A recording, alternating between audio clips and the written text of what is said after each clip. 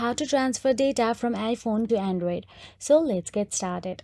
The easiest way for iPhone to Android data transfer is Tenorshare iTrago. It is the most reliable method as it does not rely on wireless connectivity. You can transfer your contacts, music, notes, reminders, videos, images, and even the files from iPhone to Android easily.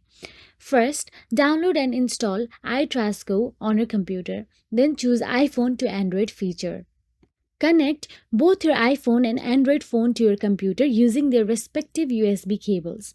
Follow the on screen instructions for granting necessary permissions on both of your devices. On iPhone, trust the computer by tapping Trust when prompted, and on Android, enable USB debugging referred to your device's manual if needed.